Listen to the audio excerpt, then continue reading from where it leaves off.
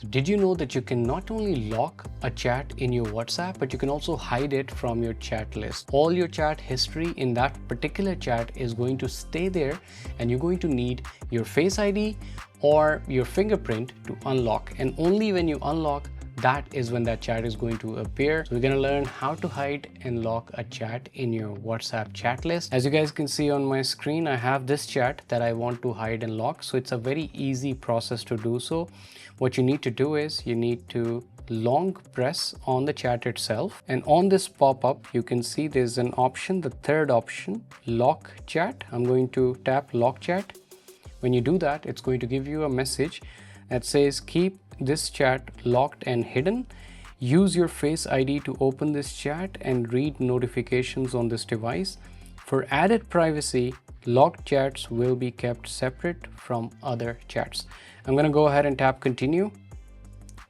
And as soon as I do that, it tells me that this chat is locked and it just disappeared. And now this chat is hidden and it's not going to appear in my chat list. So if I want to see this chat, what I need to do is I need to go to search and type in the name of the person.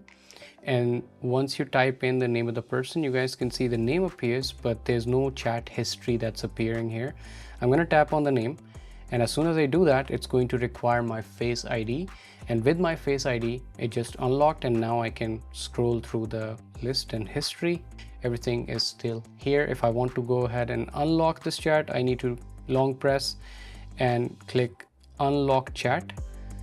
It's going to require my Face ID again, and the chat is unlocked and it's going to start appearing where it was previously. If you've learned something in this video, please do subscribe before you leave, and I'll catch you guys in the next one. Thank you. Bye-bye.